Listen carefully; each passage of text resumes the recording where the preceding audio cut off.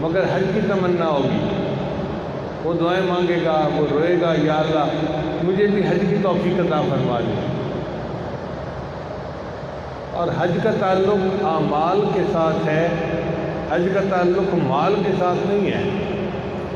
یہ نہیں ہے کہ آدمی کے پاس مال ہوگا تو حج کر لے گا۔ لاکھوں ایسے لوگ ہیں جن کے پاس مال ہے، حج کی توفیق نصیب نہیں ہے۔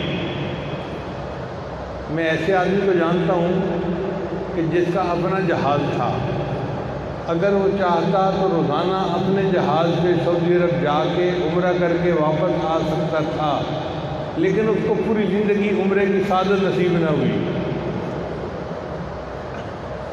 اور کئی غریبوں کو دیکھا جو بہت غریب تھے، سوچ بھی نہیں سکتا بندہ، اور وہ حج کر کے آ جاتے ہیں۔ تو حج کا تعلق اعمال کے ساتھ ہے۔ کیا پتہ والدہ کی دعا لگ گئی، والد کی دعا لگ گئی، کسی فقیر کی دعا لگ گئی، کسی بندے سے بھلا کیا اس کی دعا لگ گئی، کس کی دعا لگی کہ اللہ نے قبول فرما لیا۔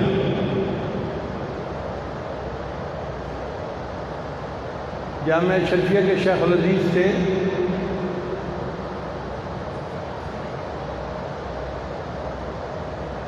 جنہوں نے معرف القرآن کے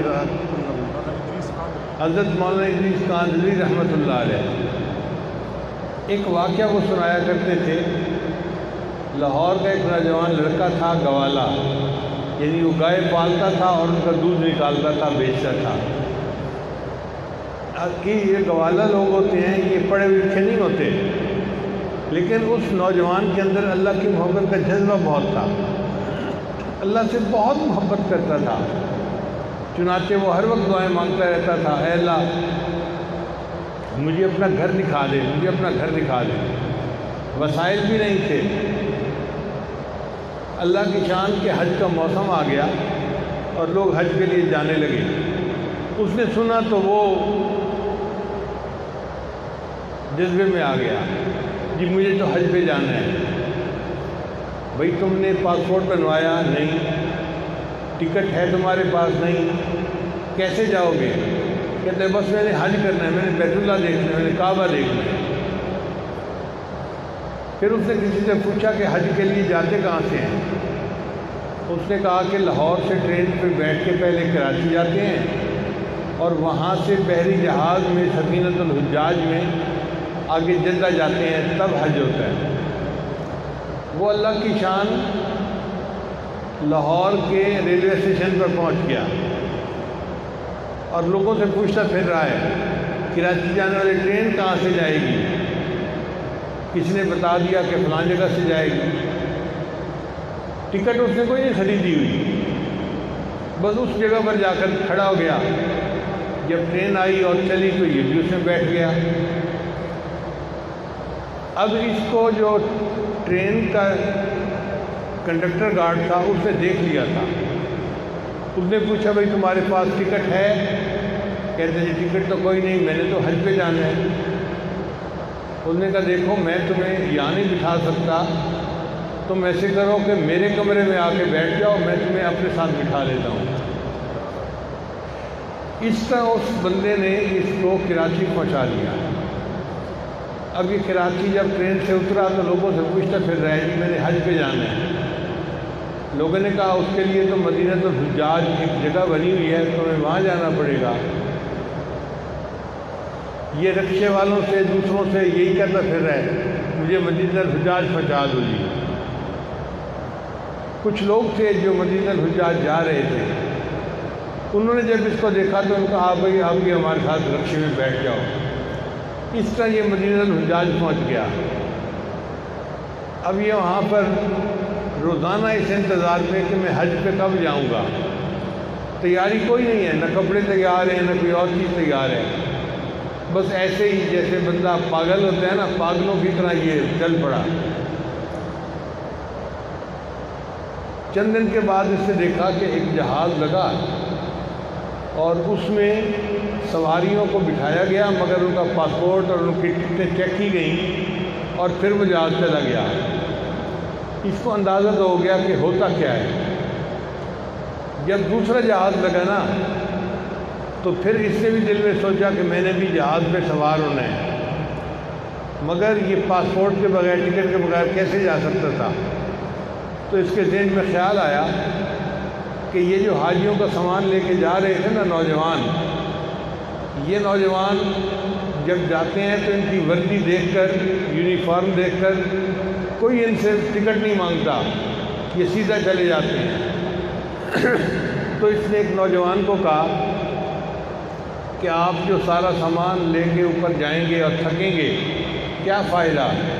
وردی مجھے دے دو، میں سامان لوگوں کا بھی پہنچا دوں گا، اور اینڈ کے اوپر جب خود اوپر پہنچوں گا نا تو آپ کو وردی نیچے بھجوا دوں گا، آپ کو وردی مل جائے گی اور سکون سے آپ بیٹھنا۔ وہ بھی کوئی کام چور قسم کا نوجوان تھا، چنانچہ اس نے بھی ہاں کر دی۔ اب اگلے دن جب جہاز لگا تو اس نے اس نوجوان کی وردی پہن لی اور سامان پہنچانے والا ایک ورکر بن کے جہاز کے اوپر چلا گیا، آتا رہا جاتا رہا، آتا رہا جاتا رہا، حتیٰ کہ جب اس نے دیکھا کہ سامان تو سارا اوپر چلا گیا، اس نے اوپر جا کے کپڑے بدل لیے اور کسی دوسرے بندے کے ذریعے وہ جو یونیفارم تھی وہ اس بندے کو نیچے بھجوا دی۔ اس طرح یہ بغیر کچھ دکھائے جہاز کے اوپر پہنچ گیا۔ اب جہاز میں تو اتنے ہزاروں لوگ ہوتے ہیں کہ دیکھنے سے تو پتہ نہیں چلتا کون حاجی ہے اور کون حاجی نہیں ہے۔ چنانچہ یہ کبھی ادھر بیٹھتا، کبھی ادھر بیٹھتا، کبھی اس کمرے میں، کبھی اس کمرے میں، اور جہاز چلتا رہا چلتا رہا۔ کوئی 10-15 دن لگتے ہیں جدہ پہنچنے میں۔ 10-15 دن کے بعد لوگوں نے بتایا کہ جی اب جدہ آنے والا ہے۔ اس کا ایک دوست بن گیا تھا، اس نے اپنے دوست سے کہا کہ مجھے بتا دینا کہ جدہ جہاز کب لگا ہے۔ اس نے کہا بہت اچھا، میں بتا دوں گا۔ لو جی ایک دن آیا، رات کے وقت جہاز جدہ پورٹ کے اوپر لگ گیا، ساحل کے اوپر۔ اس کے دوست نے اسے بتایا کہ بھئی جہاز تو لگ گیا ہے جدہ میں، سامنے عمارت نظر آ رہی تھی، پورٹ نظر آ رہی تھی۔ لو جی یہ نوجوان جہاز کے اوپر عرشے پہ چڑھا اور وہاں سے اس نے سمندر کے اندر چھلانگ لگا دی۔ اب دوسرا دوست جو ہے وہ یہ سمجھا تھا کہ شاید یہ تیراکی جانتا ہوگا اور یہ تیر لے گا، اس کو تو تیراکی آتی نہیں تھی۔ 2-4 اس نے ڈبکیاں کھائیں اور ہاتھ مارتا رہا۔ اللہ کی شان دیکھیں کہ یہ کسی نہ کسی طرح ساحل قریب تھا تو ساحل کے ساتھ جا کے لگ گیا۔ اب جب لگ گیا تو یہ ساحل سے باہر نکلا، سمندر سے باہر نکلا، اس کے منہ میں بھی پانی چلا گیا تھا اور نیند بیہوشی کی سی حالت تھی۔ یہ وہاں بے سدھ پڑا رہا۔ کوئی 3-4 گھنٹے کے بعد پھر اس کو محسوس ہوا کہ میں تو اب ہوش میں ہوں۔ اب یہ سوچ میں تھا کہ پورٹ کے اوپر تو دفتر بنا ہوتا ہے، وہ لوگ پاسپورٹ مانگیں گے، ٹکٹ مانگیں گے اور پھر جانے دیں گے، میرے پاس تو کچھ ہے نہیں، تو میں کیسے چلوں؟ اس نے کہا چلو میں دیکھتا ہوں یہ پورٹ کیسے بنی ہوئی ہے۔ یہ اٹھا اور اکیلا وہ جو دفتر تھے ان کو دیکھنے لگ گیا۔ اب پورٹ کے بالکل ساتھ جو پورٹ کا آفیسر تھا نا، Jeddah airport, Jeddah sea port کا، اس کا گھر تھا، اور جس طرف یہ تھا اس طرف ایک گرل لگی ہوئی تھی لوہے کی، دیوار نہیں بنی ہوئی تھی، تو نظر آتا تھا کہ صحن میں کیا ہو رہا ہے۔ یہ وہاں گیا تو اس نے عجیب منظر دیکھا۔ 2 بندے تھے، وہ ایک گائے کا دودھ نکالنا چاہتے تھے، مگر ان کو گائے کا دودھ نکالنے کی ٹریننگ نہیں تھی، تو گائے ان کو دودھ نکالنے نہیں دیتی تھی۔ چنانچہ تماشا بنا ہوا تھا، وہ دودھ کے لیے ہاتھ لگاتا، گائے لات مارتی، کبھی ادھر ہو جاتی کبھی ادھر ہو جاتی، اور دونوں لوگ بڑے تنگ تھے۔ اس زمانے میں ابھی ڈبے کے دودھ نہیں ہوتے تھے جو لے کے بچے کو مائیں پلا دیتی ہیں، تو مائیں اپنا دودھ پلاتی تھیں یا پھر گائے کا دودھ پلاتی تھیں۔ وہ آفیسر صاحب کا ایک بچہ تھا جس کو ماں کا دودھ کم پڑتا تھا تو گائے کے دودھ کی ضرورت ہوتی تھی، اس کے لیے اس نے گائے پالی ہوئی تھی، مگر چونکہ لوگوں کو گائے پالنے کا تجربہ نہیں تھا تو وہ گائے کا دودھ نکال نہیں سکتے تھے۔ اب یہ تھوڑی دیر یہ تماشا دیکھتا رہا، پھر اس نے وہ گریل جو تھی اس کو کھٹکھٹایا اور ان کو کر کے ایسے کیا کہ مجھے آتا ہے دودھ نکالنا، میں نکال دیتا ہوں۔ انہوں نے آ کے پوچھا قریب کہ بھئی کیا کہہ رہے ہیں؟ اس نے کہا کہ مجھے دودھ نکالنا آتا ہے، مجھے یہاں سے اس طرف لے جاؤ، میں نکال دوں گا۔ اب وہ جو بندے تھے وہ تو پہلے گائے کا دودھ نکالنے سے تنگ تھے۔ انہوں نے افسر کی بیگم کو بتایا کہ جی ایک مسافر ہے، کہتے ہیں کہ مجھے ادھر لے آؤ تو میں دودھ نکال دوں گا، مجھے طریقہ آتا ہے۔ اس نے کہا ٹھیک ہے۔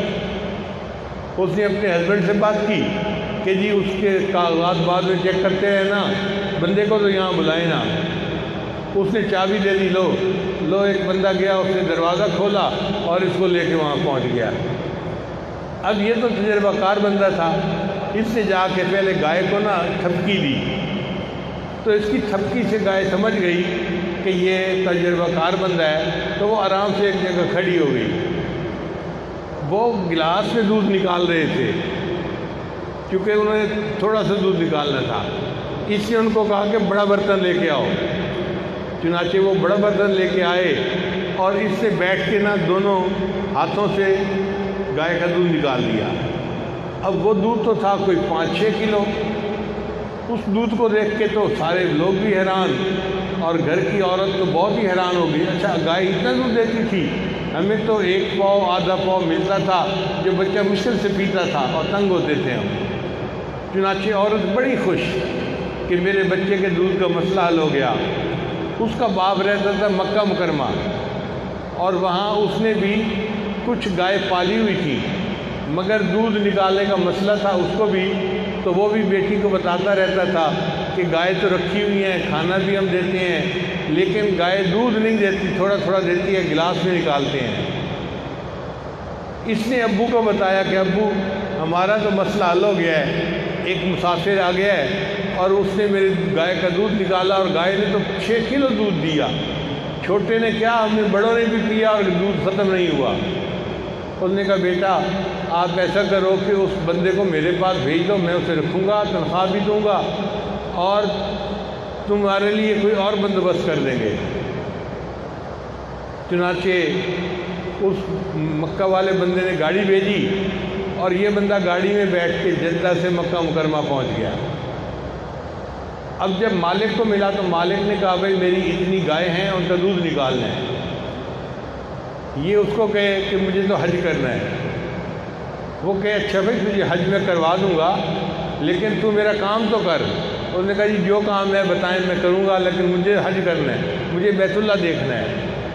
وہ بھی سمجھ گیا کہ یہ کوئی دیوانہ قسم کا نوجوان ہے، اور اس کے دماغ میں بس یہ بات بیٹھ گئی ہے کہ مجھے اللہ کا گھر دیکھنا ہے، کسی قیمت پہ بھی ہو اللہ کا گھر دیکھنا ہے ہمیں۔ چنانچہ اس نے اس کو ایک اچھا گھر دیا، اور چند دن دیکھا تو اس کی گایوں نے تو بہت اچھا دودھ دینا شروع کر دیا۔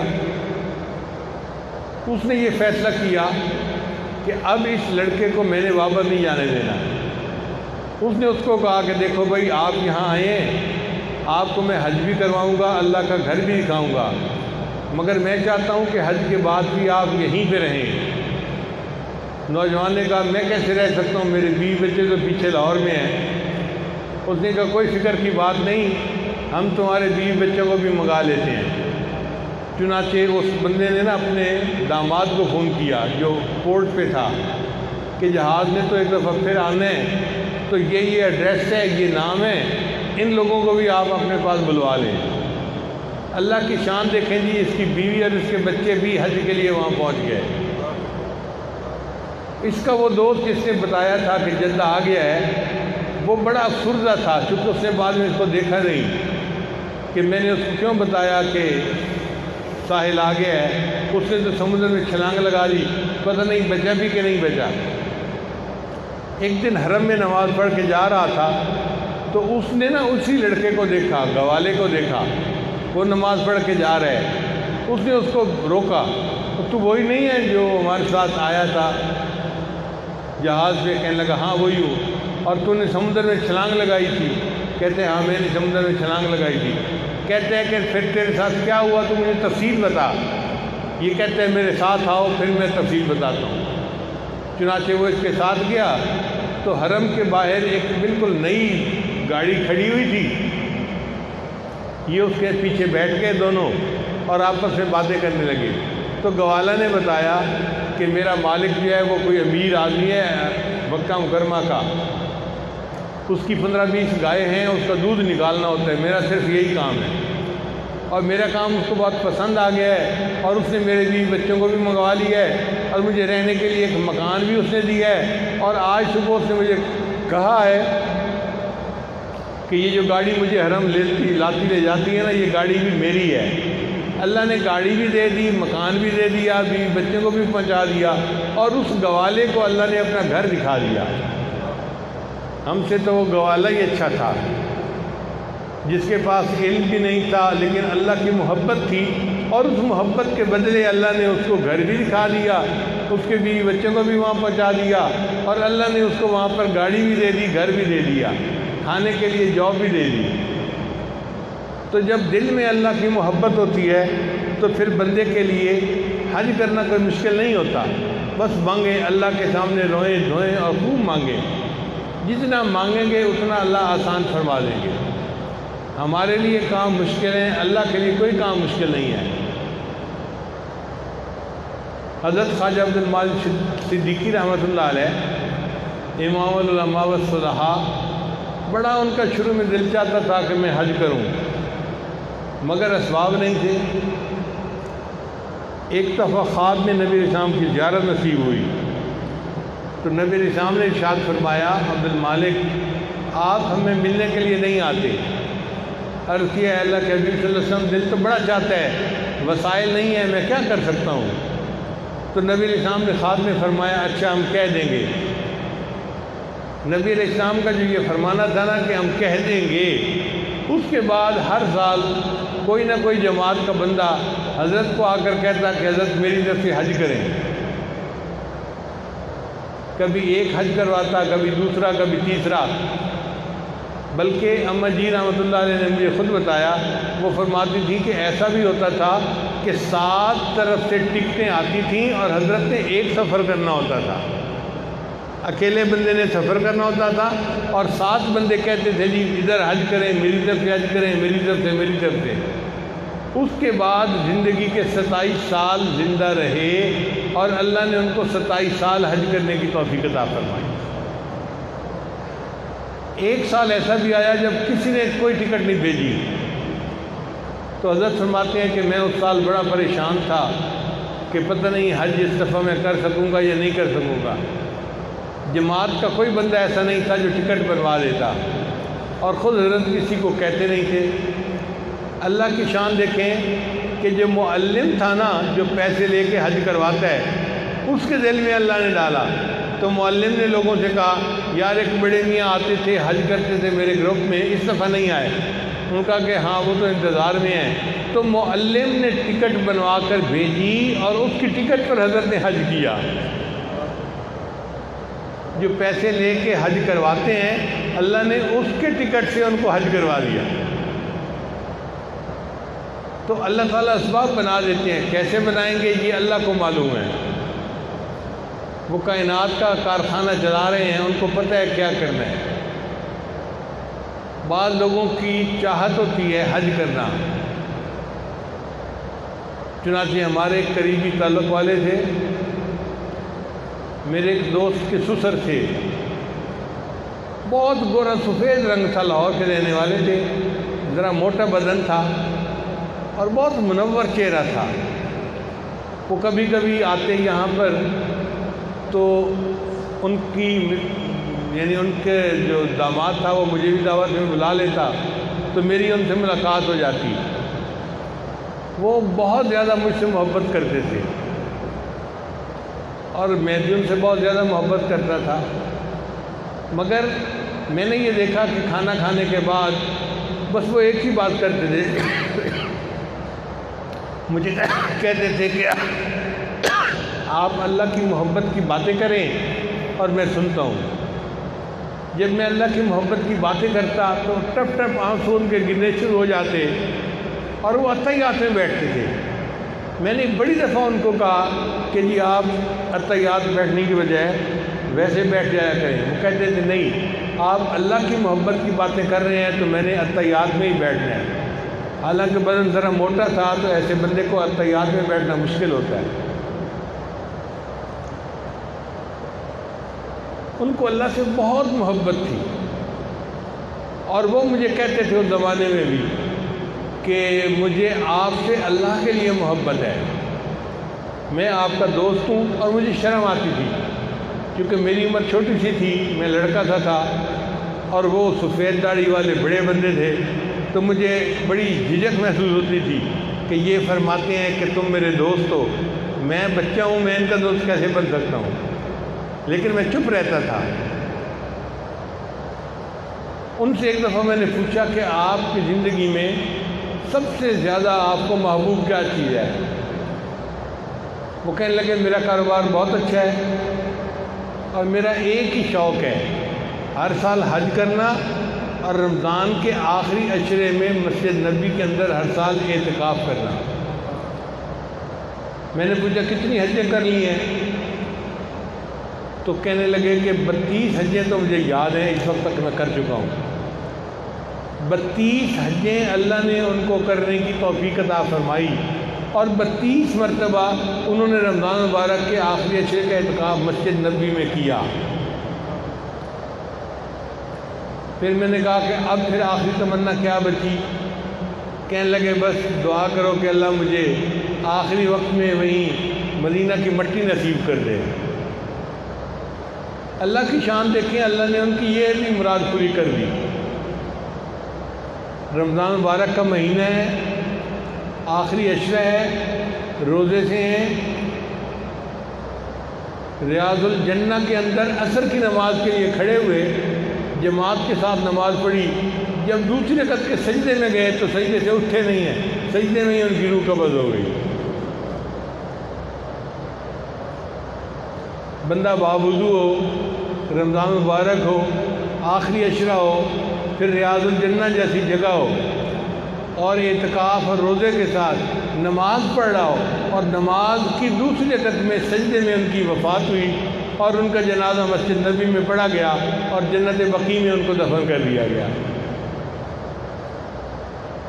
ایک دفعہ مجھے کہنے لگے آپ نے آج اللہ کی محبت میں ایسی باتیں کی ہیں کہ میں وعدہ کرتا ہوں اگر قیامت کے دن میرا بس چلا تو میں آپ کو ڈبیا میں بند کر کے اپنے ساتھ جنت لے کے جاؤں گا۔ اگر میرا بس چلا تو میں قیامت کے دن ڈبیا میں بند کر کے آپ کو اپنے ساتھ جنت لے کے جاؤں گا۔ اب مجھے ان کی باتیں یاد آتی ہیں تو اب میں کہتا ہوں کہ ہاں میں ان کا دوست تھا، کیونکہ مجھے کیا پتا تھا وہ کتنے بزرگ ہیں اور کتنے اللہ کے یہاں مقبول بندے ہیں۔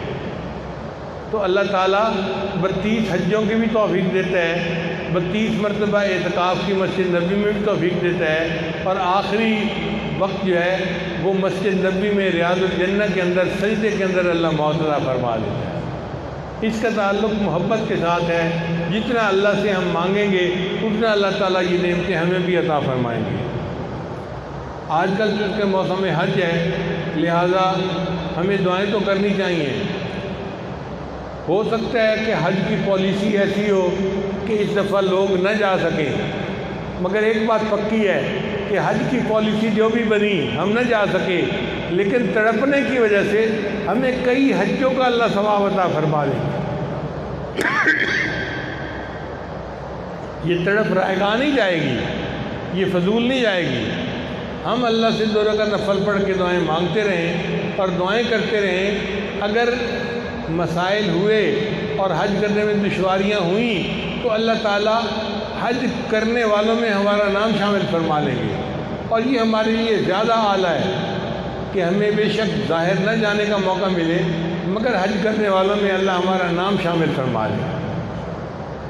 اس لیے دعا ہے کہ ان دنوں میں حج کے لیے دعا خود بھی مانگیے، ہمارے لیے بھی مانگیے۔ اللہ تعالیٰ امت مسلمہ کو یہ فریضہ اپنے وقت پر ادا کرنے کی توفیق عطا فرمائے، اور جن کے پاس اسباب نہیں ہیں اللہ تعالیٰ ان کو اسباب بھی عطا فرمائے۔ وآخر دعوانا ان الحمد للہ رب العالمین۔ توبہ کی کلمات پڑھا دیجیے۔ توبہ کے کلمات پڑھا دیجیے۔ بہت سارے احباب مختلف جگہوں سے آئے ہوئے ہیں تو بیت ہونے کے لیے، توبہ کے کلمات پڑھنے کے لیے سچے دل کے ساتھ یہ کلمات پیچھے پیچھے پڑھتے جائیے۔ بسم اللہ الرحمن الرحیم، لا الہ الا اللہ محمد الرسول اللہ، آمنت باللہ وملائکتہ وکتبہ ورسلہ والیوم الآخر والقدر خیرہ وشرہ من اللہ تعالی والبعث بعد الموت، آمنت باللہ کما ہوا باسمائہ وصفاتہ وقبلت جمیع احکامہ اقرار باللسان وتصدیق بالقلب، اشہد ان لا الہ الا اللہ واشہد ان محمدا عبدہ ورسولہ، استغفر اللہ ربی من کل ذنب واتوب الیہ برحمتک یا ارحم الراحمین۔ ان کلمات کو پڑھنے سے ہم تو طائب ہو چکے ہیں۔ چند معمولات ہیں جن کو باقاعدگی سے کریں تو اللہ تعالیٰ دل کو منور فرمائیں گے۔ پہلا عمل ہے 100 مرتبہ استغفار صبح و شام پڑھنا، استغفر اللہ ربی من کل ذنب واتوب الیہ۔ دوسرا ہے 100 مرتبہ درود شریف صبح و شام پڑھنا، اللہم صلی علی سیدنا محمد وعلی آل سیدنا محمد وبارک وسلم۔ تیسرا عمل ہے قرآن مجید کی تلاوت 1 پارہ روزانہ کرنا۔ چوتھا عمل ہے چلتے پھرتے ہر وقت دل میں اللہ کو یاد کرنا۔ اور 5واں عمل ہے مراقبہ کرنا، 10-15 منٹ صبح، 10-15 منٹ شام۔ انشاءاللہ روزانہ مراقبہ کریں گے، دل میں اللہ کی محبت بڑھے گی اور آپ خود اس کو محسوس کریں گے۔ دعا ہے اللہ تعالیٰ سب کو اپنے مقبول بندوں میں شامل فرمائے۔ جزاکم اللہ خیر۔